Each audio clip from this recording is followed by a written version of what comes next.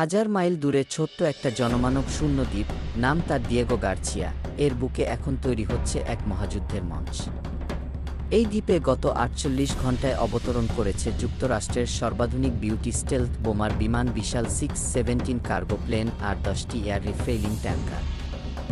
ব্রিটিশশাসিত এর দ্বীপটিতে গোপন সাময়িক প্রস্তুতি চলছে পুরোদমে, যার লক্ষ্য হয়তো হুতি বাহিনী কিংবা ইরান। স্যাটেলাইট চিত্রে বিশ্লেষকরা বলছে ৫টি B2 স্পিড বোমারু এরই মধ্যে দিয়েগো গার্চি অবস্থান নিয়েছে। বাংকার বাস্টার বোমা MOP, যার লক্ষ্য স্থলভিত্তিক সুরক্ষিত ঘাঁটি ধ্বংস করা। এছাড়াও রয়েছে মাদার অফ মোল বোমস, একেকটি ২০,০০০ পাউন্ড ওজন। B2 বোমার ও ব্যবহার করে যুক্তরাষ্ট্র গত অক্টোবরের প্রথমবারের মতো ইয়েমেনে হুথিদের গোপন অস্ত্র ঘাঁটিতে হামলা চালিয়েছিল। এবার আরও বড় কিছু হতে পারে। যুক্তরাষ্ট্রে এই মোতায়েন এমন এক সময় ঘটছে যখন প্রেসিডেন্ট ট্রাম্প ইরানকে নতুন পারমাণবিক চুক্তিতে রাজি করাতে চূড়ান্ত চাপ দিচ্ছেন। মধ্যপ্রাচ্যে হুথিদের রেড সি পেরিয়ে জাহাজে হামলার পেছনে ইরানের হাত রয়েছে বলেই হোয়াইট হাউসের দাবি। ইরানের তরফ থেকেও থেমে নেই জবাব।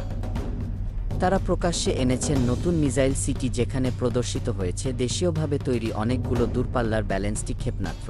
IIGCর শীর্ষ কর্মকর্তা মোব বাঘেরি স্পর্শ ভাষায় বলেছেন, আমাদের মিসাইল ক্ষমতা আগামী দিনে আরও বিস্ময়কর হবে।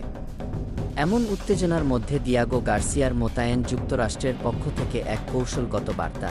এই ঘাঁটি ইরান কিংবা হুতিদের ক্ষেপণাস্ত্রের নাগালের বাইরে, কিন্তু এখান থেকে একাধিক অঞ্চলে দ্রুত ও সরাসরি বিমান হামলা সম্ভব, বিশেষজ্ঞরা বলছেন। এই মোতায়েন নিছক প্রতিরক্ষার নয়, বরং বড় ধরনের আগাম হামলার প্রস্তুতি।